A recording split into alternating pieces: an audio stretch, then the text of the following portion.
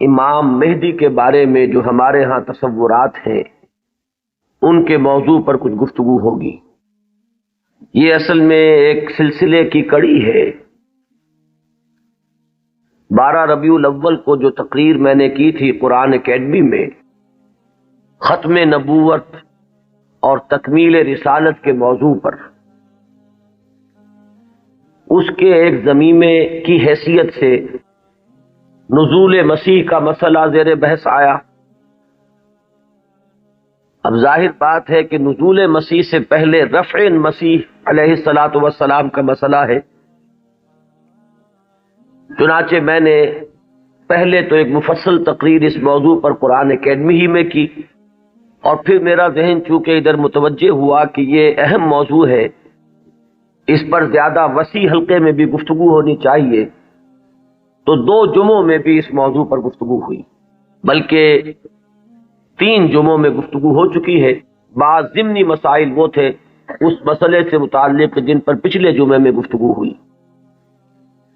اب آج اسی ضمن میں چونکہ ایک مسئلہ جنہیں عام طور پر امام مہدی کہا جاتا ہے ان کا بھی ہے، اور اس کا تعلق اس پہلو سے بھی ہے کہ آن جہانی غلام احمد قادیانی نے جہاں مسیح موعود ہونے کا دعویٰ کیا، وہاں مہدی معہود ہونے کا دعویٰ بھی کیا، اور ایک نہایت ضعیف روایت کا سہارا لے کر کہ لا مہدی الا عیسیٰ، انہوں نے اپنی ذات میں ان دونوں وعدوں کو جمع کر دیا کہ جن احادیث میں حضرت مسیح علیہ السلام کے نزول کی خبر دی گئی ہے وہ بھی مسیح عیسیٰ ابن مریم نہیں بلکہ مسیح مسیح، وہ میں ہوں، اور جن احادیث میں امام مہدی کے بارے میں اخبار ہیں وہاں بھی در حقیقت جس شخصیت کے ظہور کی پیشن گوئی کی گئی ہے وہ میں ہی ہوں۔ تو ایک ہی شخصیت میں یہ دونوں پیشن گوئیاں جو ہے احادیث کی ان کو اس نے جمع کر لیا، اور یہ بات سامنے رہے کہ اس شخص سے اپنے آپ کو منسوب کرنے والے جو 2 گروہ ہمارے ہاں ہیں، ایک وہ کہ جنہیں ہم اصل قادیانی یا اب ربوائی کہتے ہیں، اور دوسرے وہ کہ جو لاہوری کہلاتے، یہ دونوں ان دونوں دعووں کے بارے میں متفق ہیں۔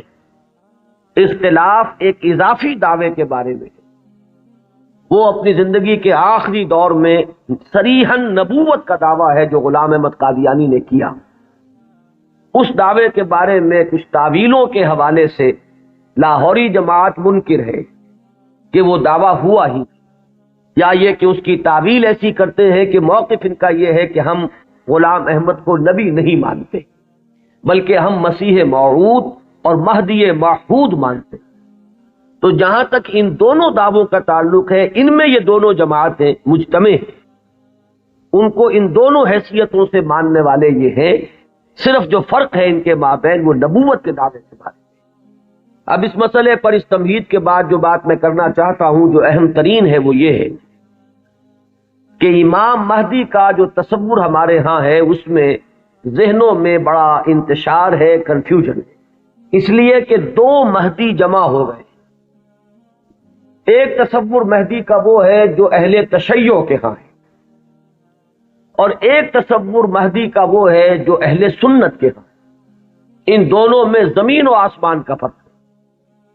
صرف ایک لفظی اشتراک نے، ایک نام کے مشترک ہونے نے ذہنوں کے اندر بہت سے مغالطوں کا جال جو ہے وہ پھیلا دیا۔ اس کے لیے مجھے جو بنیادی فرق ہے اہل سنت میں اور اہل تشیع میں، اس میں سے ایک موضوع پر گفتگو کرنی ہوگی۔ اہل سنت کا جو مجمع علیہ عقیدہ ہے، اسی سے ہم نے گفتگو شروع کی تھی، وہ ختم نبوت۔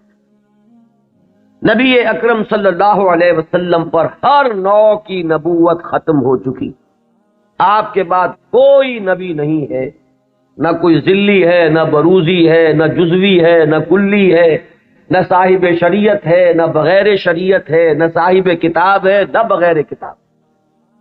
نبوت کی بنیاد ہے وحی نبوت پر، اور وحی نبوت کا دروازہ بند ہو چکا، یہ کھڑکی ہمیشہ ہمیش کے لیے بند۔ اسی ضمن میں نبوت کا خاصہ ہم مانتے ہیں عصمت، معصوم ہونے. معصومیت جو ہے یہ خاصہ نبوت ہے اہل سنت کے نزدیک. جب نبوت ختم ہوئی تو معصومیت بھی ختم. اب خطا کا امکان ہے، اجتہاد کا دروازہ ہے کھلا ہے. کوشش کرو، محنت کرو، صحیح سے صحیح رائے تک پہنچنے کے لیے ایڑی چوٹی کا زور لگاؤ. کتاب و سنت کے جو محکمات ہیں، جو اس کی اساسات ہیں، اس سے استدلال کرتے ہوئے، استنباط کرتے ہوئے نتائج تک خود پہنچو. یہ اجتہاد ہے. اس اجتہاد میں جہاں ثواب کا امکان ہے، خطا کا بھی. ثواب یہاں سے والا ثواب نہیں، صاد والا ثواب، جس سے آپ بولتے صائب الرائے، وہ شخص کے جس کی رائے صحیح ہوتی ہے. تو ثواب کا بھی امکان ہے کہ صحیح رائے تک انسان پہنچ جائے، اور خطا کا بھی احتمال ہے. یہ جو خطا کا احتمال ہے، اگر پوری نیک نیتی سے خطا ہوئی ہو، انسان کی اپنی نیت میں کوئی فساد نہ ہو، اس کے اپنے اندر کوئی اس کے ارادوں میں کجی نہ ہو، تو اگر خلوص اور اخلاص کے ساتھ ایک مجتہد غلطی کرتا ہے، خطا کرتا ہے، ہمارا موقف یہ ہے کہ اسے بھی اجر ملے گا، اکیرا اجر ملے گا. اس لیے کہ اجتہاد کا مادہ وہی جہد ہے. اس نے خلوص کے ساتھ محنت کی ہے، جد و جہد کی ہے، مطالعہ کیا ہے، غور و فکر کیا ہے، کتاب و سنت کی نصوص کو کھنگالا ہے. اس نے ایک رائے قائم کی ہے.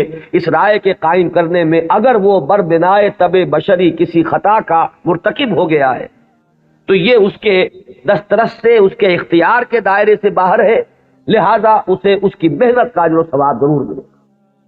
تو مجتہد مخطی کے لیے اکیرا ثواب ہے، اور مجتہد مصیب یعنی جو ثواب تک پہنچ گیا، صحیح رائے تک پہنچ گیا، اس کے لیے دوہرا اجر. یہ معاملہ میں نے اس سے پہلے بھی ایک مرتبہ عرض کیا تھا کہ ہمارے ہاں اتنا قطعی ہے کہ ہمارے نزدیک حضرت ابو بکر بھی معصوم نہیں ہے، حالانکہ بالاتفاق وہ سب سے افضل ہے پوری نوع انسانی میں انبیاء کے بعد. افضل البشر بعد الانبیاء بالتحقیق. صرف اس امت میں نہیں، کل نوع انسان. جیسے کہ محمد الرسول اللہ صلی اللہ علیہ وسلم تمام انبیاء سے، تمام رسولوں سے افضل ہیں، اسی طرح آپ کی امت کے جو صدیق اکبر ہیں وہ تمام امتوں کے صدیقین سے افضل ہیں. افضل البشر بعد الانبیاء بالتحقیق ابو بکر صدیق رضی اللہ تعالی. اب آپ سوچئے، ہماری یہ رائے ہے، کسی کی ہو یا نہ ہو اس سے اس وقت سروکار نہیں ہے، ہماری یہ رائے ہے، اور پھر بھی ہم کہتے ہیں کہ ابو بکر بھی خطا سے محفوظ نہیں، معمول نہیں، ان سے بھی خطا کا امکان ہے، وہ معصوم نہیں ہے. عصمت جو ہے وہ خاصہ نبوت ہے، وہ محمد کے ساتھ ختم ہو گئی صلی اللہ علیہ وسلم. ابو بکر سے خطا ہو سکتی ہے، عمر سے ہو سکتی ہے، عثمان سے ہو سکتی ہے، علی سے ہو سکتی ہے، ہر شخص سے ہو سکتی ہے. اگر ان چار سے ہو سکتی ہے تو بقیہ پوری نوع انسانی تا قیام قیامت جو آنے والی ہے ان میں کوئی ان سے افضل نہیں ہو سکتا. بات ختم. لیکن اہل تشیع کا عقیدہ یہ ہے کہ نبوت کا دروازہ تو بند ہوا ہے، لیکن اس کے بعد امامت معصومہ کا ایک سلسلہ چل رہا ہے، اور یہ امامت معصومہ اہل بیت میں ہے. نبی اکرم صلی اللہ علیہ وسلم کی جو اولاد حضرت فاطمہ رضی اللہ تعالی عنہا سے چلی ہے، یہ اس میں امامت معصومہ کا ایک سلسلہ ہے کہ جو چل رہا ہے. تو آپ اچھی طرح جان لیجئے کہ ہمارے نقطہ نگاہ سے تو وہ بھی ایک جزوی نبوت ہو گئی. جہاں خاصہ عصمت آ گیا، نبوت کا ایک جز آ گیا، تو ہمارے اور ان کے درمیان جو سب سے اہم اختلاف ہے یہ کہ صحابہ میں افضل کون ہے. یہ معاملہ تو کچھ لوگوں کے اپنے ذوق کا بھی ہو سکتا ہے، مزاج اور استاد کا بھی ہو سکتا ہے.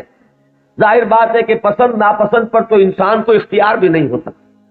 میں نے کئی مرتبہ عرض کیا کہ ایک ہی پودا ہے گلاب کا، اس پر پھول کھلے ہوئے ہیں، آپ کو کوئی ایک پھول زیادہ پسند آیا، آپ نے اس کو لے لیا، اور آپ بتا بھی نہیں سکیں گے کہ اس میں آخر سبب کیا ہے، آپ نے دوسرے پھولوں کو چھوڑ کر اسے کیوں منتخب کیا. تو یہ معاملہ اتنا بنیادی نہیں ہے. اگرچہ ہمارے نزدیک صحابہ کرام میں افضلیت کا ایک پیٹرن ہے اور وہ معین ہے کہ پوری امت میں افضل ترین 4 خلفاء ہیں، اور ان میں ترتیب فضیلت جو ہے وہ ترتیب خلافت کے مطابق ہے. ابو بکر ہیں، عمر ہیں، عثمان ہیں، پھر علی. ان کے بعد وہ 6 ہیں عشرہ مبشرہ میں سے. ان کے بعد اصحاب بدر ہیں، ان کے بعد اصحاب شجرہ ہیں، ان کے بعد تمام صحابہ ہیں، اور ان کے بعد پھر اب سلسلہ جو ہے وہ چلتا جائے گا. آگے بات میرٹ پر ہوگی، شخصی میرٹ پر. لیکن یہاں جو ہے معاملہ شخصی میرٹ کا نہیں ہے، یہاں تو معاملہ جو ہے معین ہے کہ یہ سیڑھیاں ہیں. تو یہ ہے ہمارا ایک موقف. لیکن میں پھر بھی عرض کروں گا کہ اس کو میں کوئی اہم عقیدے کی بات نہیں کہتا. یہ ایک ذوق کا معاملہ بھی ہو سکتا ہے. یہاں تک کہ امام الہند حضرت شاہ ولی اللہ دہلوی رحمۃ اللہ علیہ نے ایک بڑی عجیب بات لکھی. وہ یہ لکھتے ہیں کہ اگر میری طبیعت کو اس کے آزاد رجحان پر چھوڑ دیا جائے تو وہ فضیلت علی کی طرف زیادہ مائل ہے. کتنی سچی بات کہی ہے کہ میرے ذاتی رجحان کو، میری طبیعت کو، ایک ہے میرا ذوق، اگر اسے آزاد چھوڑ دیا جائے تو وہ کچھ فضیلت علی کی طرف زیادہ اس کا رجحان ہے، وہ زیادہ قائل ہے. لیکن مجھے حکم ہوا ہے کہ میں فضیلت کا اقرار کروں ابو بکر اور عمر اور عثمان. اب یہ ہے مقام، یہ جامعیت ہے، یہ توازن ہے. لہذا میں عرض کروں گا کہ اس مسئلے کو میں پھر بھی ثانوی کہوں گا، دوسرے درجے میں. لیکن یہ جو بنیادی بات ہے یہ بہت بڑا اختلاف ہے، اور ہمارے اعتبار سے تو در حقیقت یہ ایک جزوی نبوت ہے کہ جس کے قائل ہیں ہمارے یہ بھائی جو اپنے آپ کو اہل تشیع کہتے ہیں. بہرحال ان کا بھی آگے سلسلہ یہ عام معلومات کے لیے بھی بات ہے کہ ذہنوں میں رہنی چاہیے. ہمیں اکثر و بیشتر بڑی بنیادی باتیں بھی اپنی تاریخ کی معلوم نہیں. ہم چونکہ سنی ہیں، سنیوں کے اختلافات تو ہم خوب جانتے ہیں، لیکن یہ کہ اہل تشیع میں اختلاف آگے کیا ہوئے ہیں اکثر و بیشتر ہمارے علم میں نہیں ہے. ان کا جو یہ معصوم امامت کا سلسلہ ہے، حضرت علی، حضرت حسن، حضرت حسین، حضرت حسین کے صاحبزادے حضرت علی بن حسین جنہیں امام زین العابدین کے نام سے پکارا جاتا ہے. پھر ان کے بیٹے ہیں محمد باقر، ان کے بیٹے ہیں جعفر جن سے فقہ جعفری چل رہی ہے. یہ 6 امام تو ان کے ہاں متفق علیہ، ان میں تو یہ جو شاخ چلی ان میں کوئی اختلاف نہیں ہے کہ یہ سب کے نزدیک ان میں متفق علیہ ہے ان کی امامت، اور یہ سب امام معصوم شمار ہوتے. لیکن 7ویں امام پر آ کر ان کے ہاں ایک تقسیم ہو گئی. بڑے بیٹے اسماعیل تھے تو ان سے ان کے ماننے والے اسماعیلی کہلائے. اختلاف ہوا کہ اب امامت جو ہے حضرت جعفر صادق کی اولاد میں سے کس کی طرح منتقل ہوئی، اختلاف ہو گیا. بڑے بیٹے کے ماننے والے یہ کہلائے اسماعیلی، اور چھوٹے بیٹے سے جو چلا وہ پھر مسئلہ وہی چل رہا ہے. ان کے پھر مزید 6 امام ہیں جن میں سے 11ویں امام جو ہے ان کے بارے میں ایک تو تاریخ کی روایت یہ ہے کہ وہ لا ولد فوت ہو گئے، اور ایک روایت جو اہل تشیع کے ہاں ہے وہ یہ ہے کہ ایک بچہ ان کے ہاں ہوا تھا جس کو انہوں نے اخفاء سے کہیں بھیج دیا باہر. اندیشہ یہ تھا کہ حکومت وقت اس کو قتل نہ کرا. وہ ہیں ان کے تصور میں امام مہدی. وہ جن کو بچا لیا گیا تھا وہ کہیں کسی غار میں روپوش ہیں اور وہیں ہیں. آخری زمانے کے قریب ان کا ظہور ہوگا. وہ زندہ ہیں، غار میں موجود ہیں، ان کا ظہور ہوگا. وہ امام المہدی ہیں، اور ان کے آنے کے بعد پھر یہ مسلک بھی ظاہر بات ہے کہ اسلام ان کے نزدیک تو وہی ہے جسے وہ اسلام کہہ رہے ہیں، یعنی شیعیت جسے ہم کہتے ہیں. اس مسلک کی بھی فتح ہوگی اور یہی اسلام جو ہے پھر پوری دنیا کے اوپر چھا جائے گا. انہیں قائم آل محمد بھی ان کے ہاں کہا جاتا ہے. تو یہ ہے تصور امامت کا اور امام مہدی کا شیعہ حضرات کے. کیونکہ درمیان میں نے بات آپ کو ایک بتائی تھی کہ 7ویں امام پر آ کر اختلاف ہوا ہے، تو جو بڑے بیٹے اسماعیل سے جو سلسلہ چلا وہ بھی کچھ عرصے کے بعد 2 حصوں میں تقسیم ہو گیا. ان میں سے ایک حصہ ابھی چل رہا ہے کہ وہ امامت نسلاً بعد نسل چلی آ رہی ہے. وہ تو ہمارے ہاں کے یہ اسماعیلی ہیں. یہ اسماعیلی اس وقت تو ان کے امام ہیں، آغا خان تھے، آغا خان کے پوتے اب ان کے امام ہیں، اب کریم آغا خان. یہ ان کے نزدیک امام معصوم ہیں، ان سے کسی خطا کا امکان ہی نہیں. سر سلطان محمد خان جو آغا خان تھے، ان کے تو یہ الفاظ بھی منقول ہوئے ہیں کہ جب میں شراب پیتا ہوں تو شراب جب میرے ہونٹوں کو مس کرتی ہے تو پاک ہو جاتی۔ یعنی یہ امام معصوم تو وہ شے ہے کہ جس سے کوئی ناپاک چیز چھوئے گی تو پاک ہو جائے گی۔ جیسے وہ تصور ہے کہ ایک چیز، ایک پتھر کوئی ایسا بھی ہے کہ جس کو وہ چھو لے وہ سونا بن جاتا ہے، تو اسی طریقے سے یہ امامت معصومہ کیا ہے اس کا آپ تصور کیجئے۔ تو جو ایگزیکٹ لائن ہے امامت کی وہ تو در حقیقت ان کے ہاں ہے کہ وہ امامت معصومہ کا تصور جو ہے بغیر کسی سلسلے کے ٹوٹے ہوئے وہ چلا آ رہا ہے۔ ہمارے ہاں جن کو ہم آغا خانی کہتے ہیں، اسماعیلی کہتے ہیں، ان کے ہاں، ان کے ہاں دوسری شاخ وہ ہی تھی کہ اس میں بھی آگے چل کر امام غائب ہو گیا، وہ دوسرا امام ہے غائب۔ تو ایک امام غائب تو وہ ہیں جنہیں امام المہدی کہا جاتا ہے، وہ ہمارے ہاں کے جو عام شیعہ حضرات ہیں جنہیں اثنا عشری شیعہ کہتے ہیں، یعنی 12 اماموں کے ماننے والے۔ ایک وہ جو شاخ اوپر والی ہے اس کو شش امامیہ کہتے ہیں، یعنی 6 اماموں تک تو متحد آئے، اس کے بعد 6 کے بعد 7ویں امام پر ایک شاخ نکل گئی، تو وہ شش امامیہ کہلاتے ہیں ان کے نزدیک، اور خود کو یہ کہتے ہیں اثنا عشری۔ لہذا کسی بھی شیعہ دوست سے اگر بات ہو، آپ شیعہ کہیں گے تو وہ کچھ برا مانے گا، چپ رہے، آپ سے احتجاج نہ کرے تو بات اور ہوگی، لیکن یہ کہ اگر آپ ان سے مہذب انداز میں سوال کرنا چاہیں تو آپ کا سوال یہ ہونا چاہیے کہ کیا آپ اثنا عشری ہیں؟ یہ لفظ وہ ہے جو خود اپنے لیے اختیار کرتے ہیں۔ لہذا وہ 12 اماموں والا سلسلہ کے 6 متفق علیہ، 5 بعد میں، اور جو 12ویں امام ہیں ان کے وہ عہد طفولیت ہی میں کہیں ان کو بھیج دیا گیا کہیں حفاظت کے ساتھ، اور وہ کسی غار میں ابھی ہے اور وہ وہیں سے ظہور کریں گے۔ لہذا یہ جو اصل شیعت ہے ان کا امام غائب ہے اور یہ اس کے انتظار میں ہے کہ وہ آئیں۔ ایک حالت منتظرہ جو ہے اس شیعت پر یہ چلی آ رہی۔ اس میں یہ بھی بتا دوں، یہ بھی دلچسپی کی بات ہے کہ حال ہی میں ایک بہت بڑا انقلابی قدم اٹھایا ہے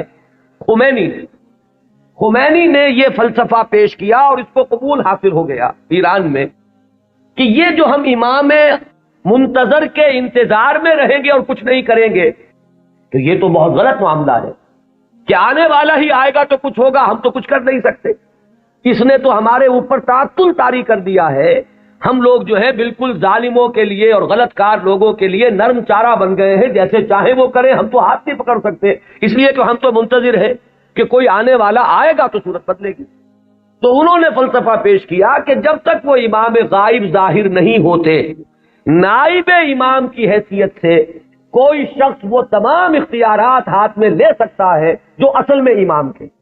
لہذا امام خمینی جو ہے اس وقت نائب امام ہے، وہ امام جو غائب ہیں ان کے نائب کی حیثیت سے وہ سارے اختیارات اور حقوق جو امام کے ہیں وہ اب امام خمینی کے پاس ہے، اور اپنے کانسٹیٹیوشن میں انہوں نے اس کو ایک خاص اصطلاح دی ہے، یہ ہے ولایت فقیہ، کہ یہ وہ شخصیت ہے کہ جو بھی حکومت کا ڈھانچہ نیچے بنے گا، کوئی صدر منتخب ہو، کوئی وزیر اعظم منتخب ہو، پارلیمنٹ ہو، یہ سارا ڈھانچہ چلتا رہے گا، لیکن اوپر تلوار لٹکی رہے گی ولایت فقیہ کی کہ جس کو جس وقت چاہے وہ برطرف کر دے۔ یہی وجہ ہے کہ وہ ابو الحسن بنی صدر جو ہے وہ پیرس میں بیٹھے ہوئے ہیں، حالانکہ بہت بڑی اکثریت سے اس وقت ہمیں یہی بتایا گیا تھا واللہ عالم کہ بڑی عظیم اکثریت سے وہ صدر منتخب ہوئے تھے، لیکن بہرحال یہ تو نیچے کا ڈھانچہ ہے، اصل میں تو اوپر ولایت فقیہ ہے، اس کا اعتماد حاصل رہے گا تو کوئی شخص رہے گا، ورنہ نہیں۔ میں یہاں نہ کوئی تنقید کرنا چاہتا ہوں نہ کسی اختلاف کا اظہار، آپ کو بتا رہا ہوں کہ بات سمجھ میں آئے کہ امام مہدی کا اصل کانسیپٹ کیا ہے۔ یہ لفظ زیادہ جو ہے معروف جو در حقیقت اس شیعہ نظریے کے تحت ہے۔ ابھی میں آپ کو بتاؤں گا کہ ہمارے ہاں تو جو روایات کسی قدر پائے کی ہے، کوئی ان کی حیثیت ہے، وہاں مہدی کا لفظ ہے ہی نہیں، کہیں بھی نہیں۔ اس اعتبار سے معاملہ بڑا مختلف ہے، کچھ خبریں ہیں ہمارے ہاں وہ میں بھی عرض کروں گا، لیکن امام مہدی کی اصل شخصیت، ان کے بارے میں سارے تصورات، ان کا وہ مقام اور مرتبہ، یہ ساری چیزیں جو ہمارے ہاں عام ہیں، یہ در حقیقت ہماری نہیں بلکہ اہل تشیع کی، وہ ہے تصور شیعہ حضرات کا جو ہمارے ہاں عام ہے۔ اب آئیے جو ہمارا مسئلہ ہے، اہل سنت کے ہاں بھی یہ خبریں موجود ہیں، بلکہ میں اس کو شروع کروں گا ختم نبوت کے بعد۔ وہ کیا اقدامات ہیں کہ جو اس امت میں اللہ تعالیٰ نے اپنی مشیت کاملہ کے تحت کیے ہیں، کہ جن کے بارے میں اس وقت جرأت کر کے ایک لفظ استعمال کر رہا ہوں کہ جو نبوت کی قائم مقامی کی حیثیت اختیار کرنے، ان میں سب سے پہلا قدم تو میں تفصیل سے عرض کر چکا ہوں، قرآن کی حفاظت۔ اللہ تعالیٰ نے ذمہ لیا، انا نحن نزلنا الذکر وانا لہ لحافظون، ہم نے ہی اس ذکر کو نازل کیا ہے اور ہم ہی اس کے محافظ۔ یہ میں عرض کر چکا ہوں اس سے پہلے اپنی تقریروں میں کہ اس آیہ مبارکہ کا جو پہلا حصہ ہے وہ تو ایپلیکیبل ہے تورات پر بھی، انجیل پر بھی، زبور پر بھی، صحیفہ ابراہیم پر بھی۔ قرآن مجید میں تو گواہی ہے کہ حضرت ابراہیم کو بھی ایک کتاب ملی تھی، ان ھذا لفی الصحف الاولی صحف ابراہیم و موسیٰ۔ لیکن یہ کہ یہ پہلا حصہ تو سب پر ایپلیکیبل، ان کی عصبیت کہہ لیں، تعصب کہہ لیں، وہ پختہ ہو چکا۔ لیکن یہ کہ ہر جگہ کچھ لوگ ہوتے ہیں کہ اگر انہیں متوجہ کیا جائے تو کسی حقیقت پر غور کرنے کے لیے تیار ہو جائے۔ تو چونکہ ان کے ہاں جو بات چلی اجرائے وحی سے بات شروع ہوئی، تو ایک بڑی عام جو سطح ہے، کامن سینس کی سطح، اس پر وہ بات ان کی بڑی وزنی تھی۔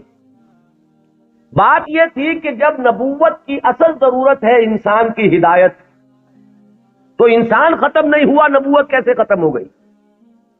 آخر نبوت، میں اب ان کی طرف سے بات کر رہا ہوں، کہیں کوئی مغالطہ آپ کو نہ ہو جائے، اس لیے کہ جب تک آپ اپنے مخالف کے موقف کو صحیح طور پر نہیں سمجھیں گے تو آپ کیسے اس کے بارے میں کوئی ججمنٹ آپ نہیں دے سکتے۔ ان کی دلیل کیا ہے کہ نبوت کوئی ہابی تو نہیں تھی بعض اللہ کی، جب چاہا جاری رکھا، جب چاہا ختم کر دیا۔ یہاں ہر چیز جو ہے حکمت کے ساتھ ہے، کوئی مقصد ہے، کوئی غایت ہے، ربنا ما خلقت ھذا باطلا۔ تو نبوت کی اصل غرض و غایت نوع انسانی کی ہدایت یا اتمام حجت۔ اب وہ نوع انسانی ختم نہیں ہوئی تو نبوت کیسے ختم ہو گئی؟ وحی کا دروازہ کیسے بند ہو گیا؟ یہ دلیل تھی جو کامن سینس کے لیول پر کافی اپیلنگ ہے، بات سمجھ میں آتی۔ یہاں ہمیں سمجھنا ہوگا کہ جب ہم اس کے قائل ہیں کہ نبوت، وحی یا نبوت کا دروازہ بند ہو گیا، تو خلق کی ہدایت کی جو ضرورت ہے اس کو اب کن ذرائع سے پورا کیا گیا؟ ان چیزوں کو اگر سمجھ لیا جائے تو وہ دلیل کٹ جائے۔ پہلی بات میں عرض کر چکا ہوں پوری تفصیل سے اپنی سیرت کی تقاریر میں بھی اور بعد میں بھی، کہ پہلی بات یہ کہ ہدایت خداوندی اپنے مرحلہ تکمیل کو پہنچ گئی قرآن مجید میں۔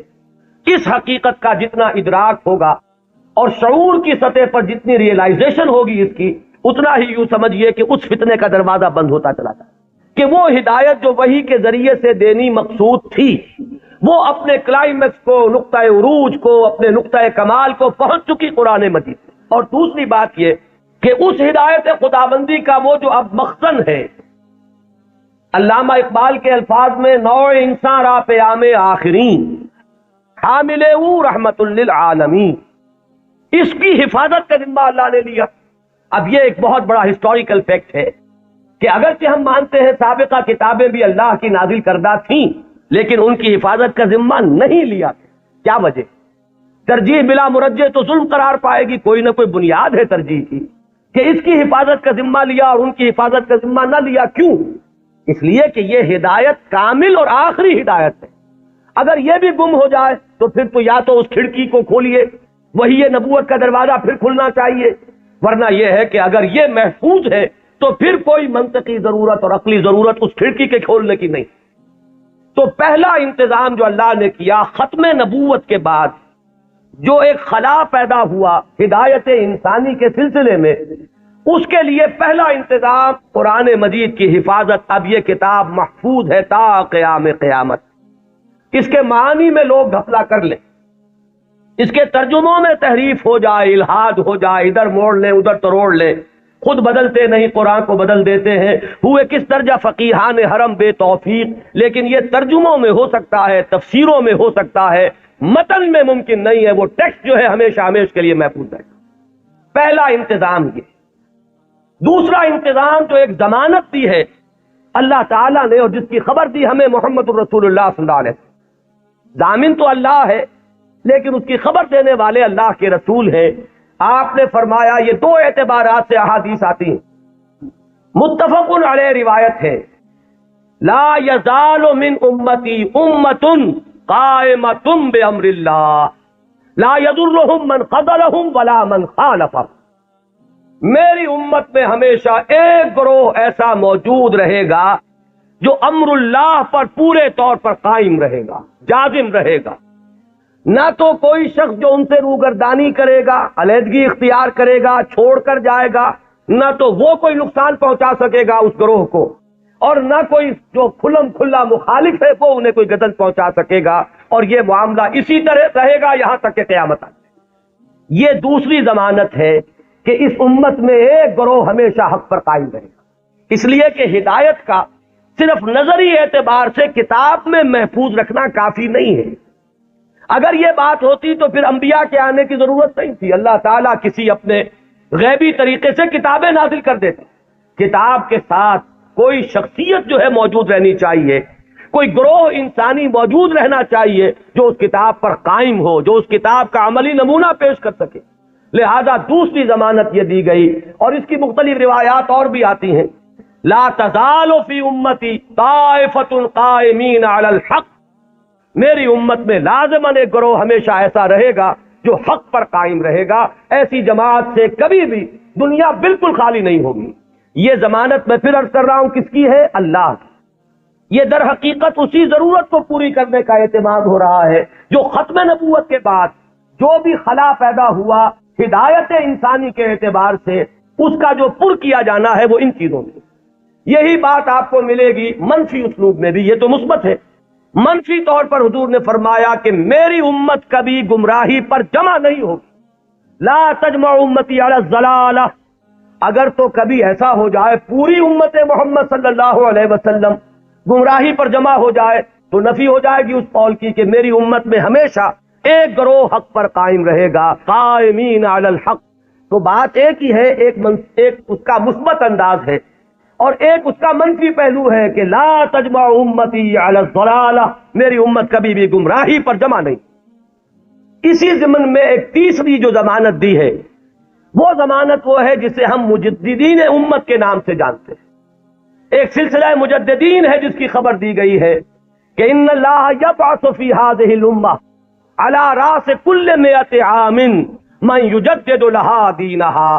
اللہ تعالیٰ نے خاص اہتمام فرمایا ہے کہ اس دین پر اگر کچھ اور بیرونی اثرات آتے چلے گئے، کچھ پردے پڑتے چلے گئے، کچھ گردہ ادھر ادھر سے آ کے جمع ہو گیا، کچھ بدعات کا طومار آ گیا، کوئی غلط نظریات جو ہے انہوں نے آ کر تسلط حاصل کر لیا، تو ہر 100 سال کے بعد ہر صدی کے سرے پر اللہ تعالیٰ ایک ایسی شخصیت کو اٹھائے گا کہ جو اس پورے دین کو اثر نو بالکل خالص شکل میں پیش کر دے گا۔ سارا ادھر ادھر کا گند جو آیا تھا اس کو دھو دے گا، سارے جو اضافے ہوئے تھے اس سے اس کو پاک کر دے گا، جو بھی عجمی یا جو غیر اسلامی تصورات آئے ہوئے ہوں گے انہیں دھو دے گا، جو رسوم کے اندر اور مراسم کے اندر جتنے بھی نئی بدعات جاری کی گئی ہوں گی ان سے بھی بالکل نکھار کر جو اصل ہے چہرہ اس دین حق کا، دین محمدی علیہ صاحب الصلاۃ والسلام کا، اسے نکھار کر اصل صورت اس کی پھر باتیں کر دیں۔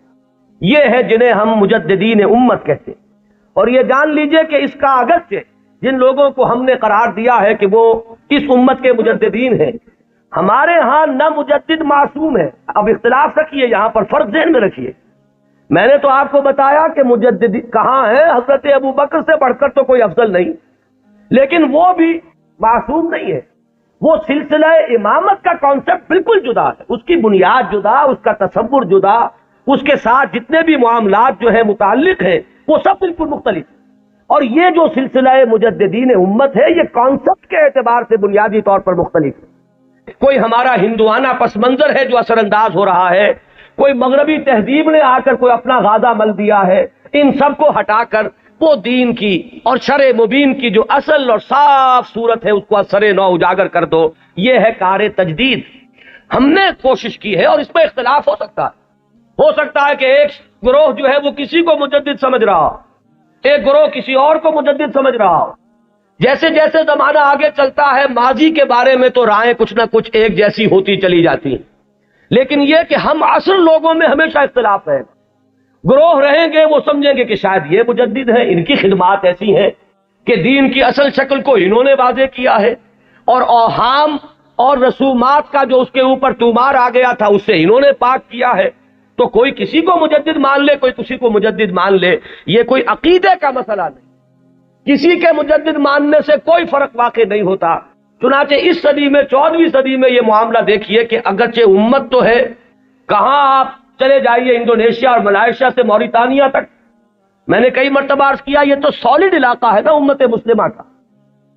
کہیں ٹھیک ہے وہ اس طرح سے آزاد اور خود مختار نہیں ہے جیسے ہندوستان میں ہے، لیکن امت محمد تو موجود ہے، اور جو ان آفیشل ایسٹیمیٹس ہیں اس کے اعتبار سے اس وقت بھارت میں 15 کروڑ مسلمان، 12 کروڑ سے کم تو کسی نے نہیں مانا۔ جو بڑے بڑے سنجیدہ لوگ ہیں، جو کسی طرح کے مبالغے اور کسی قسم کی سیاسی کوئی مبالغے کے اندر آنے والے نہیں ہیں، انہوں نے بھی کہا کہ 12 کروڑ سے تو کوئی سوال ہی نہیں ہے کہ مسلمان کم ہو، البتہ یہ کہ لوگوں کا اندازہ 15 کروڑ تک تھا۔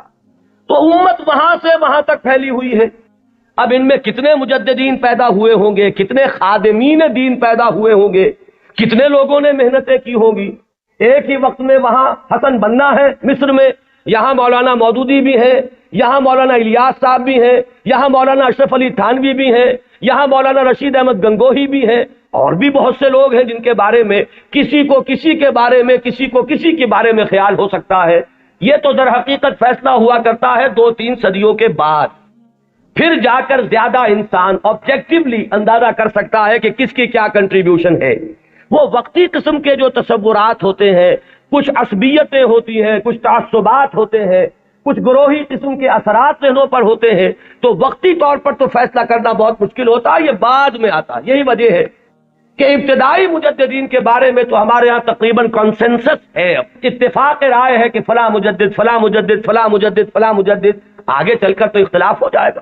ہمارے ہاں جو بریلوی بھائی ہمارے ہیں وہ مولانا احمد رضا خان بریلوی کو اس دور کا مجدد کہتے ہیں۔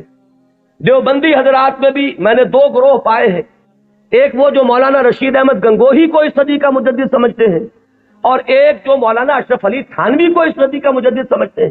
اور مولانا اشرف علی تھانوی صاحب کے معتقدین کا عالم تو یہ ہے کہ مولانا عبد الباری ندوی جیسا شخص، بڑی اونچی علمی شخصیت ہے ہندوستان کی، انہوں نے جو کتاب لکھی ہے ان کی سوانح پر، اس کا نام ہے جامع المجددین۔ صرف مجدد نہیں، تمام مجددین کے اوصاف ان میں جمع ہو گئے۔ بہرحال یہ محبت اور عقیدت، کسی سے تعلق خاطر، یہ اس کے اثرات ہیں کہ جو فوری طور پر ہوتے ہیں۔ اسی طریقے سے چاہے مودودی صاحب نے ہرگز اس کا دعویٰ نہیں کیا، میں خود گواہ ہوں اس کا، میں ان کے ساتھ رہا ہوں، لیکن ہو سکتا ہے اور میں سمجھتا ہوں کہ بہت سے ان کے ماننے والوں کے ذہن میں ہے یہ بات کہ اس صدی کے اصل مجدد وہ تھے۔ یا مولانا الیاس صاحب رحمۃ اللہ علیہ کے بارے میں تو میں یہ ان کے عقیدت مندوں میں اس سے بہت آگے بات سمجھتا ہوں۔ وہ تو چونکہ کچھ روحانیت کا میدان بھی ہے تبلیغی جماعت میں، تو وہاں جو غلو ہے عقیدت کا وہ تو اس سے کہیں بڑھ کر ہے۔ تو یہ ساری چیزیں میں صرف اس لیے عرض کر رہا ہوں کہ اس میں کسی گھبرانے کی بات نہیں، اس لیے کہ مجددیت جو ہے ہمارے ہاں کوئی ایسا منصب نہیں ہے کہ جس کو ماننے یا نہ ماننے سے کوئی ہمارے ایمان و اسلام میں فرق آتا۔ اگر غلام احمد قادیانی کو صرف مجدد مانا گیا ہوتا کبھی تکفیر نہ ہوتی۔ اب ہمارے یہ لاہوری بھائی جو ہیں جب اپنے مدافعت پہ آتے ہیں تو وہ کہتے ہیں کہ ہم تو صرف مجدد مانتے ہیں۔ ایک زمانے میں میں اسی وجہ سے اس بات کا قائل رہا کہ قادیانیوں کی تکفیر تو درست ہے، لیکن ان کے بارے میں ہمیں توقف کرنا چاہیے، اس لیے کہ یہ تو نبی نہیں مان رہے، لیکن ثابت یہ ہوا ہے کہ اس شخص نے نبوت کا دعویٰ کیا۔ اب کوئی شخص انکار کرے تو بات اور ہے، اور کم سے کم یہ کہ مسیح موعود مانتے ہیں اور وہ مہدی موعود مانتے ہیں، ان دونوں چیزوں کو انہوں نے جمع کر دیا، اور دعویٰ جو ہے اس کا ثابت ہے کہ اس نے نبوت کا دعویٰ کیا، لہذا ان کے انکار سے انہیں کوئی ریلیف نہیں مل سکتا۔ بہرحال جو بات میں عرض کر رہا تھا وہ یہ کہ ہمارا جو یہ تصور مجدد ہے اس کو ذہن میں رکھیے۔ تو اب اس سے آگے بحث کو بڑھائیے۔ جیسے سلسلہ نبوت و رسالت اپنے ارتقائی مراحل طے کر کے مقام عروج پر، کلائمیکس پر، درجہ کمال پر پہنچا محمد الرسول اللہ صلی اللہ علیہ وسلم کی ذات مقدسہ، اسی طرح بالکل منطقی طور پر سمجھیے کہ اب یہ مجددین امت کا سلسلہ بھی قیامت سے پہلے اپنے ایک تکمیلی مرحلے کو پہنچے، اور وہ تکمیلی مرحلہ کیا ہے کہ اس امت کی ایک ایسی تجدید ہوگی، اس دین کی ایک اتنی مکمل تجدید ہوگی، وہ دین کے جسے اب پوری دنیا کا دین بننا ہے، جس کی خبر دی ہے محمد الرسول اللہ صلی اللہ علیہ وسلم نے۔ تو وہ اخبار و احادیث ہمیں ملتی ہیں کہ جن میں حضور نے یہ خبر دی ہے کہ قیامت سے قبل اور قرب قیامت کے زمانے میں میری امت میں ایک شخص ایسا پیدا ہوگا کہ جو اس دین کو دنیا میں غالب کرے گا، جو اس کے لیے پھر اثر نو ایک جد و جہد کرے گا۔ ظاہر بات ہے کہ وہ سلسلہ مجددین ہی کی آخری کڑی، اس لیے کہ قیامت کے سلسلے میں بات ہو رہی ہے۔ قیامت سے پہلے پہلے ایک ایسی عظیم شخصیت جو ہے مسلمانوں میں پیدا ہوگی، وہ سلسلہ مجددین امت کا یوں سمجھیے کہ مقام عروج ہے، وہ اس کا کلائمیکس ہوگا، وہ اس کا تکمیلی درجہ ہوگا۔ اس ضمن میں جو احادیث آتی ہیں ان کو ہم دو بڑے بڑے گروہوں میں تقسیم کر سکتے ہیں۔ پہلی بات تو یہ جانیے کہ کوئی حدیث اس بارے میں سند کے اعتبار سے اتنی قوی نہیں ہے کہ امام بخاری رحمت اللہ علیہ نے جو اپنا معیار بنایا تھا قبول روایت کا، اس پر پوری اتر جائے۔ سب سے کڑا معیار امام بخاری کا ہے۔ یہی وجہ ہے کہ یہ کہا گیا ہے کہ اصح الکتب بعد کتاب اللہ صحیح البخاری۔ حدیثوں کی جان پھٹک، کس روایت کو قبول کریں گے کس کو نہیں کریں گے، ہر محدث نے اپنے کچھ شرائط بنا لی، ایک پیمانہ بنا لیا۔ یوں سمجھیے جیسے یہ بجری جہاں کرشرز لگے ہوتے ہیں اور اس کے بعد وہ کرش سٹون جو ہے وہ کنویئر بیلٹ پر آتا ہے اور مختلف سائز کی چھلنیاں لگی ہوتی ہیں۔ کوئی چھوٹے سائز کی چھلنی ہے، اس میں سے چھوٹے چھوٹے پتھر جو ہے وہ نکل جائیں گے۔ اس سے آگے چل کر اور چونکہ گریڈنگ کرنی ہے کہ آدھے انچ سے کم کم چاہیے بجری تو یہ اس چھلنی میں سے نکل گئی، وہ لے جائیے۔ پھر اس کے بعد آپ کو چاہیے آدھے انچ سے لے کر 1 انچ تک تو اگلی چھلنی ہے، وہ اس میں سے نکلیں گے، اس سے آگے اور بڑھتا چلا جائے گا، گریڈنگ ہو جائے گی اس میں۔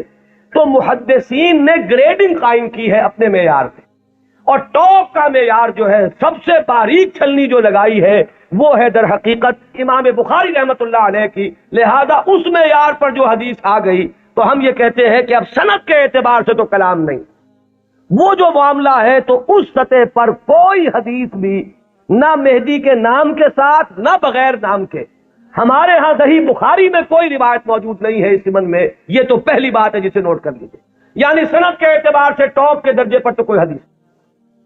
اس کے بعد نمبر 2 جنہیں ہم صحیحین میں بریکٹ کرتے ہیں، امام بخاری کے ساتھ امام مسلم کی صحیح، یہ بریکٹ ہو کر صحیحین، یہ ذرا ایک دائرہ بن گیا۔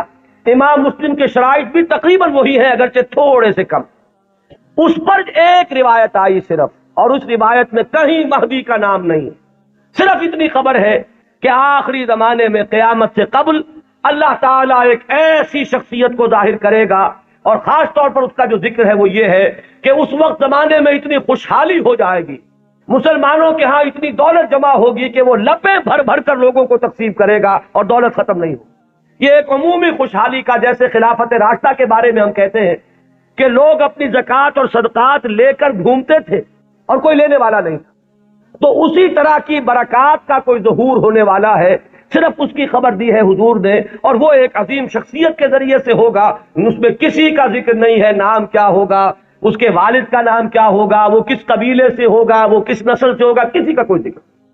تو صحیحین کا تو معاملہ یہ کہ صحیح بخاری میں سرے سے کوئی روایت موضوع ہی موجود نہیں، جبکہ یہاں کنٹراسٹ کے لیے میں آپ کو بتا دوں، میں نے جو تقریریں کی ہیں حضرت عیسیٰ کے نزول کے بارے میں علیہ الصلوۃ والسلام، وہ روایات جو ہیں وہ صحیحین کی، وہ متفق علیہ ہیں، وہ بخاری میں بھی ہے مسلم میں بھی ہے۔ لہذا زمین و آسمان کا فرق ہے۔ ان دونوں کو ہمارے ذہنوں میں عام طور پر جو بھی تصورات سنی سنائی باتوں سے ہمارے ذہنوں میں بن گئے ہیں، تو تقریباً ان دونوں کو ہم وزن ہم نے کیا ہوا ہے، بہت فرق ہے۔ حضرت مسیح علیہ السلام کے نزول کی خبریں اور اس کی پیشین گوئیاں اور اس کی احادیث بہت قوی ہیں سند کے اعتبار سے۔ اکثر و بیشتر روایات اس میں وہ ہیں کہ جو متفق علیہ ہے، کہ صحیح بخاری میں بھی ہے، صحیح مسلم میں بھی۔ جبکہ یہ جو تصور ہے، ایک کانسیپٹ جو ہے امام المہدی کا، وہ میں بتا چکا ہوں اصلاً تو یہ ایک شیعی کانسیپٹ ہے۔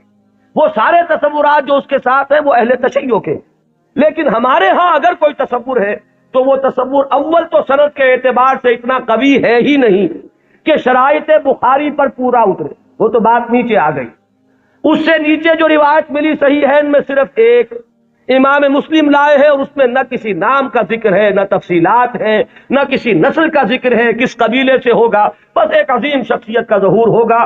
تو اس کو تو یوں سمجھیے کہ وہی سلسلہ مجددیت کا یہ نقطہ عروج ہے، یہ اس کا تکمیلی مرحلہ ہے۔ البتہ جب ہم صحیحین سے نیچے اترتے ہیں تو اب بہت سی احادیث ملتی، ان احادیث کو بھی آپ 2 خانوں میں اپنے ذہن میں رکھ لیجئے۔ ایک تو وہ احادیث ہے کہ جن میں ان کا نام مہدی مذکور ہے، اور اس سے بھی بہتر اور قوی تر احادیث وہ ہیں کہ جن میں نام نہیں ہے۔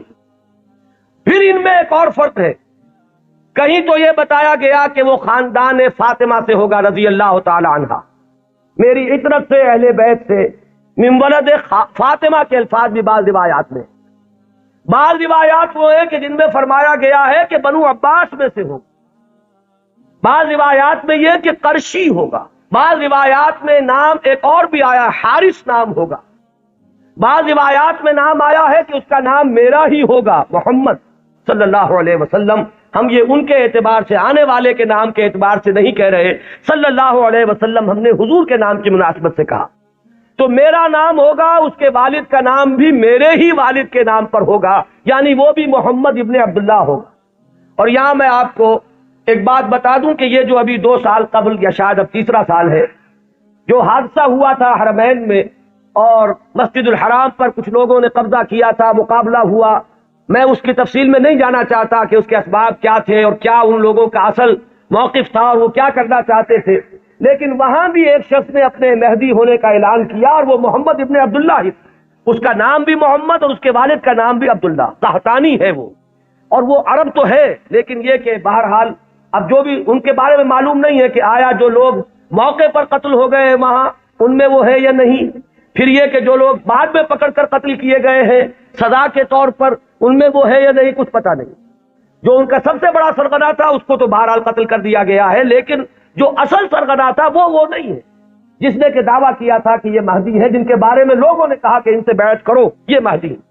تو وہ بہرحال ایک صرف میں نے برسبیل تذکرہ بات کہی ہے کہ وہ جو فرمایا گیا کہ نام میرے نام پر ہوگا اور والد کا نام بھی میرے والد کے نام پر ہوگا، یہ بھی بعض روایات میں ہے، لیکن یہ تمام روایات جو ہے جیسا کہ میں نے عرض کیا کہ ان میں سے بہت ایک تو تعارض ہے، اختلاف ہے، تفصیلات میں بہت فرق و تفاوت ہے، تو اس سے بہرحال جہاں تک حدیث کے متن پر جرح کے لیے اور غور و فکر کے جو اصول بنے ہیں، حدیث پر جو غور و فکر ہوا ہے وہ 2 اعتبارات، سند پر یا متن پر۔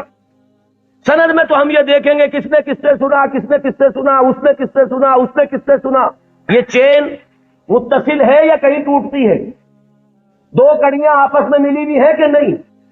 پھر ہر کڑی کے بارے میں دیکھیں گے یہ فاسق تو نہیں تھا، اس کے بارے میں کوئی جھوٹ کی گواہی تو نہیں ملی تھی کہ جھوٹ بھی بول دیتا تھا۔ تو یہ سارا معاملہ تو ہے سند کہ جتنے بھی راوی ہیں متصل ہو روایت کا سلسلہ نمبر 1، اور جو راوی ہیں وہ سب کے سب ثقہ ہو، قابل اعتماد ہو، نیک لوگ ہو، یہ گفتگو تو ہے سند پر۔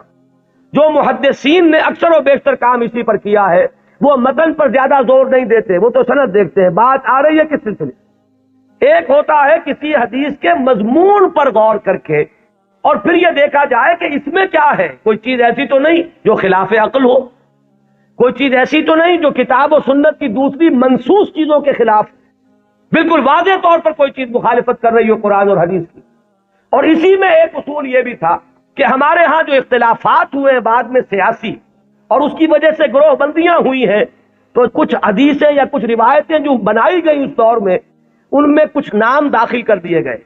بنو عباس کو اپنے سپورٹرز درکار تھے، تو انہوں نے کچھ ایسی حدیثوں کے اندر کوئی اہتمام، اور یہ ضروری نہیں کہ بنو عباس نے کیا ہو، یہ آپ کو معلوم ہے کہ بادشاہ سے بڑھ کر بادشاہ کے وفادار ہر دنیا میں موجود رہے، تو ان کے حواریین نے ان کی خوشنودی حاصل کرنے کے لیے کچھ حدیثیں گھڑ دی ہوں کہ بنو عباس میں سے ہوگا ایک خلیفہ مہدی، اور اسے تو بڑا انعام پھر ملا ہوگا جس نے آ کر وہ روایت سنائی ہو۔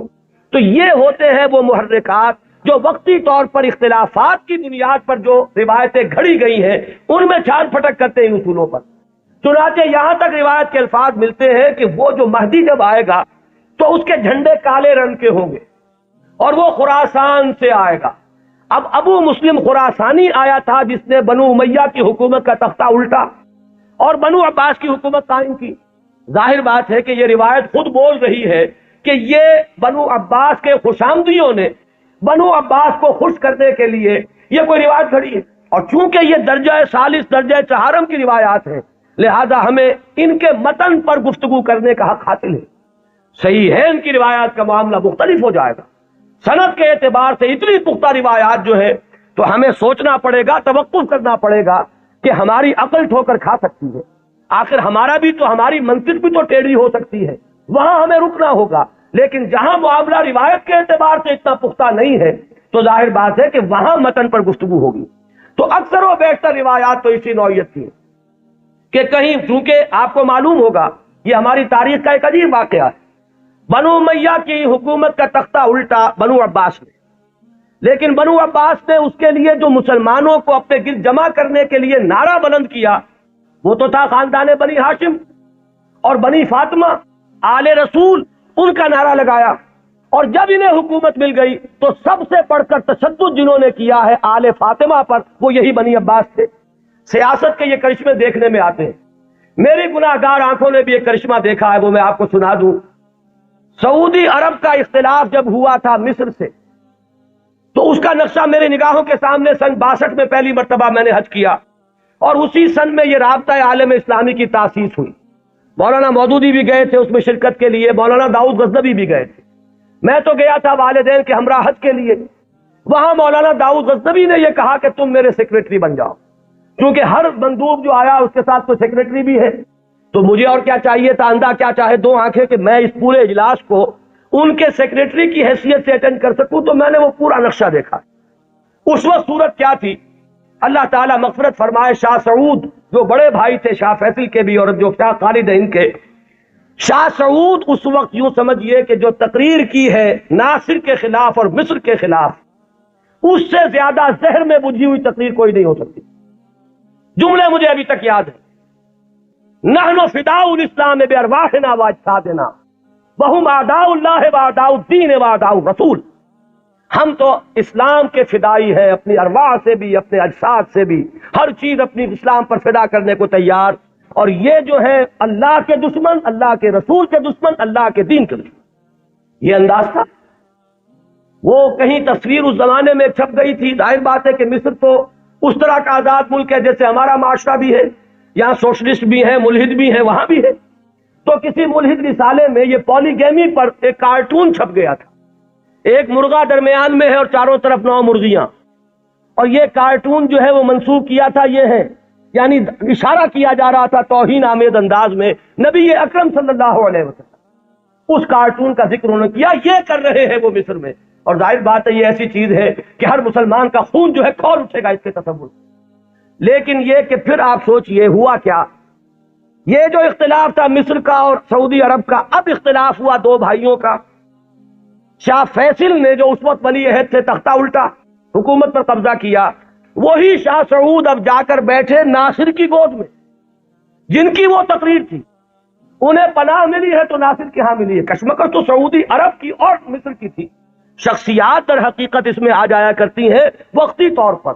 تو یہ تماشا میری گناہ گار آنکھوں نے بھی دیکھا، اور یہی تماشا تاریخ میں ہوا تھا کہ بنو عباس نے بنو امیہ کی حکومت کا تختہ الٹا اہل بیت رسول کے نام پر، اور پھر اہل بیت رسول پر جتنا ستم کیا ہے بنو عباس نے، اس کا اس نے اشیر بھی نہیں ہے کہ جو بنو امیہ نے کیا۔ بہرحال یہ جب معاملات ہیں تو کہیں بنی فاطمہ کے لیے وہ احادیث ہے، کہیں بنو عباس کے لیے ہے، تو ان روایتوں کا ہمارے ہاں کوئی اونچا مقام نہیں۔ البتہ وہ جو میں نے بات آپ کے سامنے عرض کی کہ دین کا جو ایک تصور ہمارا ہے بحیثیت مجموعی، ختم نبوت کے بعد ہدایت انسانی کا سلسلہ جو جاری ہے وہ کس شکل میں ہے؟ میں نے آج اسی لیے آیت شروع میں پڑھی تھی، وَلْتَكُن مِّنكُمْ أُمَّةٌ يَدْعُونَ إِلَى الْخَيْرِ وَيَأْمُرُونَ بِالْمَعْرُوفِ وَيَنْهَوْنَ عَنِ الْمُنكَرِ وَأُولَٰئِكَ هُمُ الْمُفْلِحُونَ۔ لوگوں اب شخصی نبوت کا دور ختم ہوا، وہ تو آخری اور کامل نبی تھے محمد صلی اللہ علیہ وسلم۔ اب تمہیں اجتماعی سطح پر ایک کام کرنا ہے، وہ کام جو ہوا کرتا تھا رسولوں کے ذریعے سے اب تمہیں کرنا ہے، بحیثیت امت کرنا ہے۔ وَكَذَلِكَ جَعَلْنَاكُمْ أُمَّةً وَسَطًا لِتَكُونُوا شُهَدَاءَ عَلَى النَّاسِ وَيَكُونَ الرَّسُولُ عَلَيْكُمْ شَهِيدًا۔ ہم نے تمہیں امت وسط بنایا ہی اس لیے ہے کہ رسول گواہی دے تم پر اور تم گواہ بن جاؤ پوری نوع انسانی پر۔ یہی ہے فطرت کے مطابق، عقل کے مطابق، منطق کے مطابق، کہ وہ جو سلسلہ ختم ہوا رسالت کا اور نبوت کا، در حقیقت اس کی جگہ اب اس امت نے لی ہے۔ اب یہ کلیکٹیو رسپانسبلٹی ہے پوری امت کی، اور امت بحیثیت مجموعی کنتم خیر امت اخرجت للناس تأمرون بالمعروف وتنہون عن المنکر وتؤمنون باللہ۔ اور اگر پوری امت سو جائے، پوری امت کو اپنی ذمہ داری کا احساس نہ رہے، پوری امت جو ہے کہیں گم ہو جائے، اپنا قافلہ جو ہے وہ راستہ بھول چکا ہو، تب کیا کریں؟ وَلْتَكُمْ مِنْكُمْ أُمَّةٌ يَدْعُونَ إِلَى الْخَيْرِ، تم میں سے ایک گروہ تو رہنا ہی چاہیے، ایک جماعت تو ایسی ہونی ہی چاہیے، کچھ لوگ تو رہے کہ دنیا جب دنیا کی طرف دوڑ رہی ہو تو وہ دین کے لیے اپنے آپ کو وقف کر دیں، جب باقی لوگوں کی ایمبیشنز اور حوصلے اور ولولے ہوں دنیا کمانے کے، وہ ہر چیز کو ترک کر صرف اللہ کے دین کی خدمت کا بیڑا اٹھا لیں۔ تو ایک گروہ، ایک جماعت تو رہنی ہی چاہیے۔ وَلْتَكُمْ مِنْكُمْ أُمَّةٌ يَدْعُونَ إِلَى الْخَيْرِ وَيَأْمُرُونَ بِالْمَعْرُوفِ وَيَنْهَوْنَ عَنِ الْمُنكَرِ وَأُولَٰئِكَ هُمُ الْمُفْلِحُونَ، اور جان لو کہ اصل فلاح کے حقدار وہی ہوں گے، انہی کو فلاح مل کر رہے گی۔ یہ ہے وہ قرآنی ہدایت جس کا اب میں نے جو بتایا آپ کو احادیث کے ذیل میں، تو پہلی بات تو یہ کہ قرآن کی حفاظت وہ قرآن سے ثابت، احادیث سے ثابت۔ دوسری بات یہ کہ ایسے ایک گروہ کا رہنا، اس کی ضمانت احادیث نے دے دی۔ لا تزال فی امتی طائفۃ قائمین علی الحق، میری امت میں ایک گروہ ہمیشہ رہے گا۔ اور یہ جان لیجئے، یہ بھی ایک دلچسپ مسئلہ ہے، جو جماعتیں بنتی ہیں، جو گروہ اٹھتے ہیں اس کام کے لیے، ظاہر بات ہے وہ کسی شخصیت کے سہارے پر اٹھتے ہیں، یہ آپ کو اچھا لگے یا برا لگے۔ کچھ لوگ زیادہ آئیڈیلسٹ ہوتے ہیں، وہ شخصیت نہیں بلکہ زیادہ جو ہے وہ اجتماعیت میں بلیو کرنے والے ہیں۔ ان حضرات کی توجہ کے لیے کہہ رہا ہوں کہ کام ہمیشہ جب بھی آپ دیکھیں گے کسی شخص سے شروع ہوا ہے، کوئی شخص جس کا کہ ذکر میں ابھی کر چکا کہ ان اللہ یبعث فی ہذہ الامہ علی راس کل مئۃ عام من یبعث لہا دینہا، کوئی نہ کوئی شخص اٹھتا رہے گا کہ جو دین کو تمام جو باہر سے آئے ہوئے اثرات ہیں ان سے دھو کر اس کی صحیح شکل میں لوگ دنیا کے سامنے لے آئے گا۔ اب ظاہر بات ہے کہ وہ اکیلا تو نہیں ہوگا، اسی کی دعوت پر کچھ لوگ جمع ہوں گے، وہ پکارے گا من انصاری اللہ، میں یہ کام کا بیڑا اٹھا رہا ہوں، کون ہے جو میری مدد کرے؟ وہ جماعت وجود میں آئے گی، وہ ہے جماعت وَلْتَكُمْ مِنْكُمْ أُمَّةٌ يَدْعُونَ إِلَى الْخَيْرِ یا لا تزال فی امتی طائفۃ قائمین علی الحق، وہ جماعت ہوگی۔ اس کے بعد ہوتا کیا ہے حادثہ، یہ بھی جان لیجئے، یہ بھی بہت مرتبہ ریپیٹ ہو چکا ہے۔ وہ جو گروہ، وہ جماعت جب ذرا آگے بات چلتی ہے تو وہ شخصیت جو ہے وہ بت بن جاتا ہے، اس کی محبت جو ہے وہ عقیدت میں بدل جاتی ہے، عقیدت شخصیت پرستی کا روپ دھارتی ہے۔ پھر اس کے ارد گرد اس کا نام لے کر جو لوگ اٹھتے ہیں وہ اپنی دنیا کو کمانے کا ذریعہ اس شخص کو بناتے ہیں، اس کا نام بیچتے ہیں، اس کی محبت بیچتے ہیں۔ وہ جو اقبال نے کہا یہی شیخ حرم ہے جو چرا کر بیچ کھاتا ہے، یہی ہے گلی میں بوزرو دلقے ویسو چادر زہرا، یہ جو لوگ بیچتے ہیں تو اپنے مصلحت کے لیے بیچتے ہیں، اس شخصیت کے لیے نہیں۔ اس نے ایک کام کیا، مسلمانوں کے دلوں کا وہ تارا بن گئی، آنکھوں کا تارا بن گئی وہ شخصیت، ظاہر بات ہے محبت پیدا ہوتی ہے۔ یہ بھی احادیث ملتی ہے کہ اللہ تعالیٰ جب کسی انسان سے، بندے سے محبت کرتا ہے تو وہ فرشتوں سے کہتا ہے میں فلاں بندے سے محبت کرتا ہوں، تم بھی محبت کرو۔ اس کے بعد اس کی محبت جو ہے خلق خدا کے دل میں ڈال دی جاتی ہے۔ بہت سے لوگ جانتے بھی نہیں کہ ہم اس سے کیوں محبت کرتے ہیں، محبت کرتے ہیں اس لیے کہ یہ خدائی تدابیر میں سے ہے۔